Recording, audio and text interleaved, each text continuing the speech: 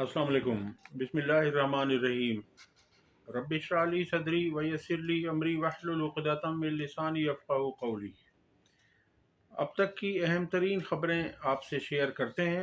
पहली ख़बर आपके साथ शेयर करने जा रहे हैं और वो ख़बर है कि ख्वाजा आसिफ ने एक बयान दिया है जिसमें उनका कहना है कि इमरान खान गुनाहगार होंगे तो कैद होगी। ये हमारा अंदरूनी मामला है। पाकिस्तान अपने मफादात की खुद हिफाजत कर सकता है। हम मर जाएंगे मगर कोई प्रेशर नहीं लेंगे। कोई भी मसला हो, कोई हमें बुलडोज नहीं कर सकता। ख्वाजा आसिफ। बहुत अच्छी बात है। ये ख्वाजा आसिफ ने ये बयान दिया है रिचर्ड ग्रैनल के ट्वीट्स के जवाब में। काश ऐसा ही हो। हमारा मुल्क और हमारे मुल्क के हुक्मरान जो आते हैं इस तरह के, उनमें इतनी जुर्रत होती नहीं है कि वो किसी को एब्सोल्युटली नॉट कह सकें। अब देखते हैं, वो कहा जाता है ना कि हनूज दिल्ली दूर अस्त। जब डोनाल्ड ट्रंप 20 जनवरी को अपने ओहदे का हलफ उठाएंगे, उसके बाद देखा जाएगा कि क्या होता है। बहरहाल अगर ये इस तरह करते हैं तो अच्छी बात है। हम भी यही चाहते हैं कि पाकिस्तान के अंदरूनी मामलात में मुदाखलत नहीं होनी चाहिए किसी भी तरफ से। मगर क्या ये अंदरूनी मामलात में मुदाखलत वाला मामला है या इंसानी हुकूक की खिलाफ वर्जी का मामला है? मेरा ख्याल है पाकिस्तान में इंसानी हुकूक की खिलाफ वर्जियाँ की जा रही हैं और इंसानी हुकूक की खिलाफ वर्जियों पर हर कोई बोलता है। हम जैसा कि इसराइल की दहशतगर्दी के ख़िलाफ़, बर्बरियत और जुल्म के ख़िलाफ़ फ़लस्तीन के साथ खड़े होते हैं, आवाज़ बुलंद करते हैं, इसी तरह से जहाँ जहाँ पर जुल्म होता है वहाँ पर हर शख्स बोलता है। जहाँ इंसानी हुकूक पामाल होते हैं वहाँ हर इंसान को बोलने का हक़ होता है और मेरा ख़्याल है कि यही हक़ अमरीका इस्तेमाल कर रहा है। क्योंकि मैं पिछली वीडियो में भी अर्ज़ कर चुका हूँ कि इमरान खान पर 200 के करीब केसेस कैसे बन गए। क्या ये तमाम केसेस बोगस नहीं है, झूठे नहीं हैं, जाली नहीं है? खुद बैठकर हुकूमत ने खौफ की वजह से ये तमाम केसेस नहीं बनाए। इन्हें खौफ यही है कि इमरान खान अगर बाहर आ गया तो इनकी हुकूमत चली जाएगी। अगर इमरान खान का इक़्तिदार आ गया तो ये सब के सब जेलों में मौजूद होंगे। इन्हें जेलों में भेज दिया जाएगा। क्यों? कि इनके केसेस, करप्शन केसेस और हर तरह के केसेस पेंडिंग हैं। इसलिए इन्हें ये डर और खौफ लगा हुआ है। बहरहाल अगर ये इतने ही बहादुर हैं, अगर इनमें इतनी ही जुर्रत है, तो यही ख्वाजा साहब कहा करते थे कि अमेरिका हमारा वेंटिलेटर है। अगर अमेरिका को हमने इस तरह से कहा, और शहबाज शरीफ तक ये सब नून लीग कहा करती थी इमरान खान साहब के मुतालिक कि उन्हें एब्सोल्युटली नॉट कहने की क्या ज़रूरत थी, उन्हें इतनी सख्त ज़बान इस्तेमाल करने की क्या ज़रूरत थी।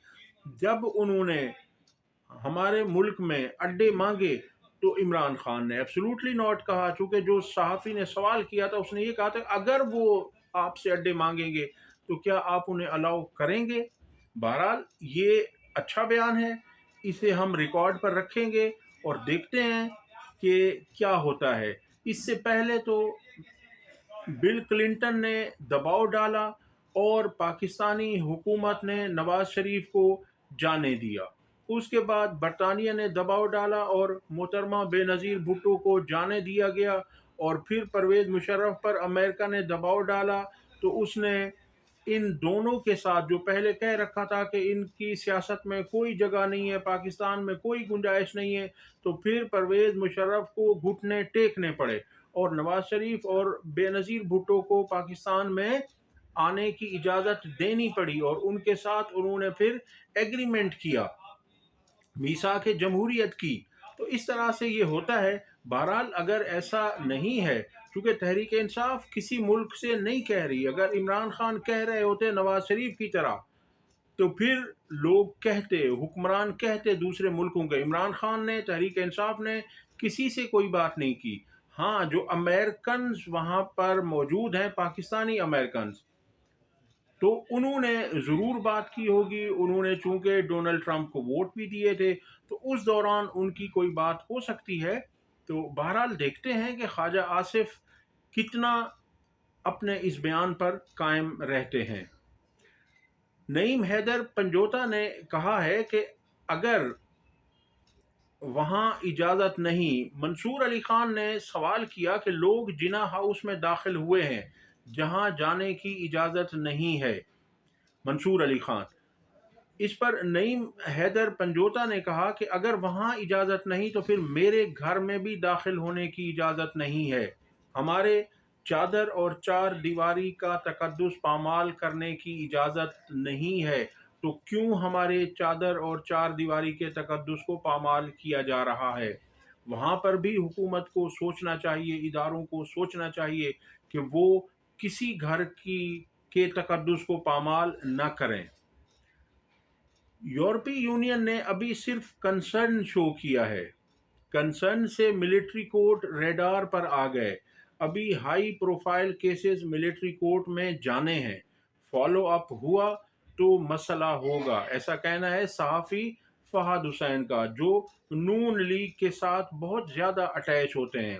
اس پر کاشف عباسی نے کہا کہ کیا ملٹری کورٹ سے ہر سزا کے بعد یورپی یونین کہے گا کہ دیکھیں آپ کا جی ایس پی پلس ہے، یعنی وہ جی ایس پی پلس اسٹیٹس کی بات کر رہے ہیں۔ پچھلے دور میں، پچھلے ادوار میں جب عمران خان کی حکومت تھی تو اس وقت یہ نون لیگ والے شور کیا کرتے تھے کہ جی یورپی یونین سے تعلقات انہوں نے بگاڑ دیے، امریکہ سے تعلقات انہوں نے خراب کر دیے ایبسولوٹلی ناٹ کہہ کر، تو ہمارا پھر کیا بنے گا، جی ایس پی پلس اسٹیٹس کا کیا ہوگا؟ مگر اب یہ سب کچھ کیے جا رہے ہیں، برطانیہ انہیں کہہ رہا ہے انسانی حقوق سے متعلق، یورپی یونین نے انہیں کہا ہے اور امریکہ بھی کہہ رہا ہے، مگر یہ فی الحال ایسا ہی لگتا ہے کہ انہوں نے ملک کو معاشی مشکلات سے دوچار کرنا ہے۔ اللہ نہ کرے کہ ایسا ہو، سب کچھ ٹھیک ہونا چاہیے، ہمارے ملک کے جتنے بھی بیرون ممالک یا بیرون ممالک کے لوگوں سے تعلقات ہیں وہ اچھے ہونے چاہیے، لیکن ایسا دکھائی نہیں دے رہا، کیونکہ جو انہوں نے پاکستان میں تحریک انصاف اور عمران خان کے ساتھ اور ان کی پارٹی کے لیڈران کے ساتھ انسانی حقوق کی پامالیاں کی ہیں۔ صحافی نے سوال کیا کہ عطا تارڑ کہہ رہے ہیں کہ پی ٹی آئی نے ملٹری کورٹ معاملے کو متنازع بنا رکھا ہے، اینکر اگر تو، اب اس پر حبیب اکرم صاحب نے جواب دیا، اگر تو پاکستان کے وزراء کو کم از کم اخبار یا کچھ پڑھنے کی عادت ہوتی تو عطا تارڑ یہ بات کبھی نہ کرتے، یہ معاملہ متنازع ہے تبھی تو عدالت میں گیا ہے۔ ظاہر سی بات ہے کہ عدالت میں ہم کب جاتے ہیں؟ عدالت میں انسان اسی ٹائم جاتا ہے جب کوئی پیچیدہ متنازع معاملہ ہوتا ہے جس کا گھر بیٹھے ہوئے دو فریقین کے درمیان مسئلہ حل نہیں ہو رہا ہوتا، تو اسی صورت میں پھر عدالت کا دروازہ کھٹکھٹایا جاتا ہے، تاکہ وہاں جا کر پھر فیصلہ ہوتا ہے کہ کون حق پر ہے، کس کے حق میں عدالت سے فیصلہ آتا ہے۔ اب یہاں پر حامد میر نے یہ کہا تھا کہ جنرل باجوہ کی طرف سے عمران خان پر بڑا دباؤ تھا کہ اسرائیل کو انگیج کریں، مگر عمران خان نے انکار کر دیا، ایسا کہنا ہے حامد میر کا۔ یہ میں آپ سے عرض کرتا چلوں کہ ابھی جو خواجہ آصف نے عمران خان کو اسرائیلی اثاثہ قرار دیا ہے، یہ ایسا جھوٹ ہے، ویسے تو میں عرض کر چکا ہوں، اب اس پہ کیا ان سے بحث کرنی، ان کو بولنا، کیونکہ منافقت ان کے اندر کوٹ کوٹ کر بھری ہوئی ہے، جھوٹ یہ صبح شام دوپہر یہ جھوٹ ہی بولتے ہیں، ان کا سارا کاروبار جھوٹ پر چل رہا ہے۔ انہیں یاد نہیں ہے کہ نائنٹیز کے ادوار میں جب نواز شریف کی حکومت تھی تو مولانا اجمل قادری کو اسرائیل کس نے بھیجا تھا؟ وہ نواز شریف نے بھیجا تھا، وہ آپ جا کر دیکھ لیجئے، وہ سارا کچھ وہاں موجود ہے۔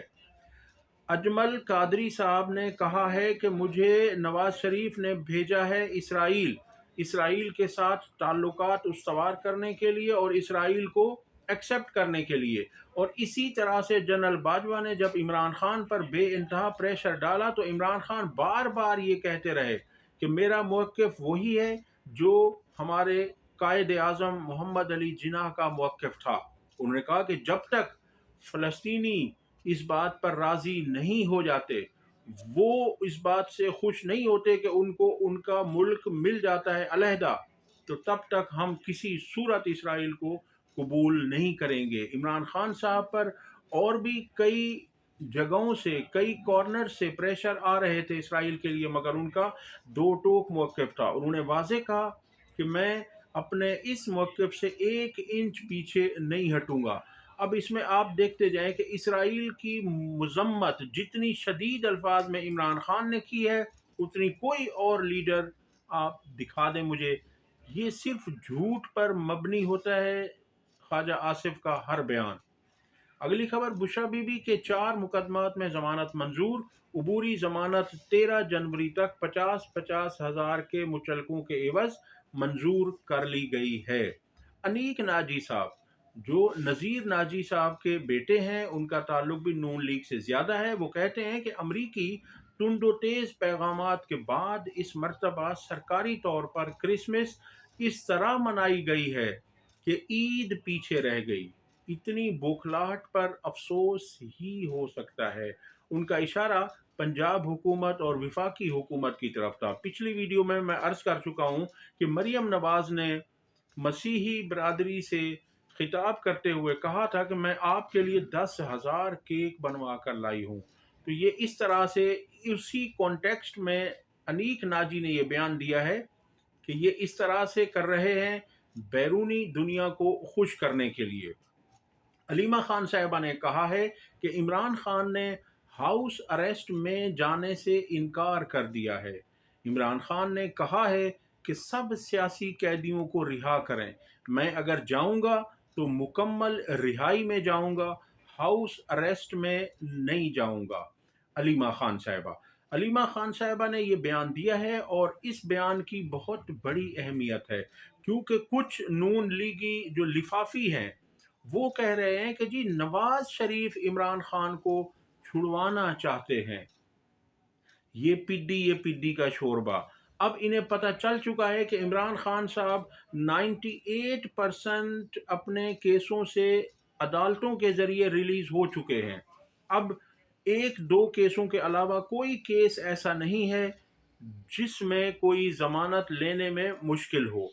اب اس لیے یہ دیکھتے ہیں کہ چونکہ ویسے ہی اب عمران خان صاحب نے عدالتوں کے ذریعے سے میرٹ پر بری ہو کر باہر آ جانا ہے، تو اب یہ احسان جتلانے کی کوشش کر رہے ہیں اور عوام کو پاگل بنانے کی کوشش میں یہ مصروف ہیں۔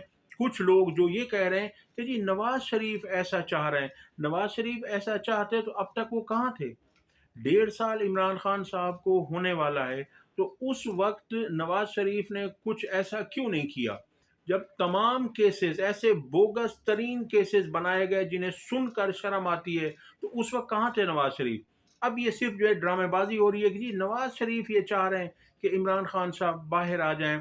بہرحال عمران خان صاحب کبھی بھی ڈیل نہیں کریں گے اس طرح کی، اور لوگ کہہ رہے تھے کہ خان صاحب کو، جو عمران خان صاحب کے خیر خواہ ہیں، مخلص ہیں، وہ کہہ رہے تھے کہ عمران خان صاحب ہاؤس اریسٹ کی طرف نہ جائیں، یا انہیں آفر کی جا رہی تھی کہ آپ KPK کی کسی جیل میں آپ کو بھیج دیتے ہیں۔ تو عمران خان صاحب نے دونوں صورتوں کو یکسر مسترد کیا ہے۔ ان کا کہنا تھا کہ نہ تو میں بنی گالہ ہاؤس اریسٹ میں جاؤں گا، اور نہ ہی خیبر پختونخوا کی کسی جیل میں جاؤں گا، بلکہ انہوں نے پہلے کہا کہ میرے کارکنان اور میرے لیڈران کو رہا کیا جائے، اس کے بعد میں یہاں سے میرٹ پر اڈیالہ جیل سے ہی رہا ہو کر جاؤں گا۔ سارے قیدیوں کو رہا کریں، میں بالکل، انہوں نے بڑا کلیئرلی کہا ہے کہ سب کو رہا کریں، مجھے اگر جیل میں رکھنا ہے آپ جیل میں رکھ لیں، لیکن میں ہاؤس اریسٹ میں نہیں جاؤں گا، کیونکہ ان کو پتہ چل گیا کہ بہت زیادہ کیسرائیاں ہو رہی ہیں کہ عمران خان کو بنی گالہ شفٹ کر رہے ہیں، عمران خان کو پتہ نہیں KP شفٹ کر رہے ہیں۔ وہ کہتے ہیں میں کہیں بھی جاؤں گا نہیں، میں ہاؤس اریسٹ میں نہیں جاؤں گا، سارے قیدیوں کو رہا کریں، مجھے قید میں رکھ لیں، لیکن ہاؤس اریسٹ پہ میں نہیں جاؤں گا۔ رہا کریں گے تو اپنے کیسز کا سامنا کر کے اپنے آپ کو انوسنٹ ثابت کر کے پھر وہ باہر نکلیں گے۔ وہ اس طرح نہیں قید سے باہر آئیں گے کہ ہاؤس اریسٹ پہ چلے جائیں۔ دوسرا پوائنٹ، अगली खबर ये है, और ये समी इब्राहिम साहब ने दी है, कि इमरान खान ने बुज़दिल क़यादत की क्लास ले ली। उनका कहना था कि इमरान खान साहब ने जो बाहर मौजूद तहरीक इंसाफ की बुज़दिल क़यादत है, उन्हें आड़े हाथों लिया और उन्हें कहा कि अगर आपसे जो मैं लाइन देता हूँ, जो मेरा मौक़िफ़ है, अगर आप उस पे कायम नहीं रह सकते, तो फिर आपको हक़ है कि आप तहरीक इंसाफ छोड़ कर चले जाएँ। उनका कहना था कि इमरान खान साहब अली अमीन गंडापुर पर भी सख्त नालां थे, कि उन्होंने जो तरीका अपनाया है, वो उन्होंने कहा कि इमरान खान साहब ने कहा कि मुझे सब पता है कि अली अमीन गंडापुर तो मुझसे मुलाकात करने से पहले किससे मिलकर आते हो और किस से तुम हिदायत ले रहे हो। तो उन्होंने कहा कि मैं सब जानता हूँ, मुझे सब पता है, मैं बस कुछ इंतज़ार कर रहा हूँ, और उन्होंने वार्निंग दी। और अब देखते हैं कि आगे क्या करते हैं खान साहब। अब इस पे मैं आपको एक और बयान दे दूं। ख्वाजा आसिफ ने जो पिछले दिनों बयान दिया था, बयान में उनका कहना था कि महमूद गजनवी एक लुटेरा था।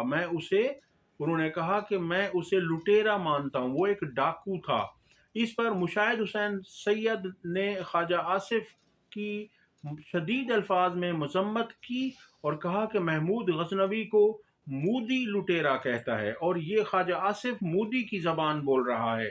उनका मजीद कहना था कि महमूद गजनवी हमारा हीरो है, हमारे मिसाइल का नाम गजनवी है, गजनवी अल्लामा इकबाल का हीरो था। अब समझ में नहीं आती कि ये लोग किस तरह से बयान दे देते हैं और इन्हें कोई एहसास भी नहीं होता। तो पसंद आई हो तो इसे लाइक और शेयर करें, चैनल को सब्सक्राइब करें। अल्लाह हाफ़िज़।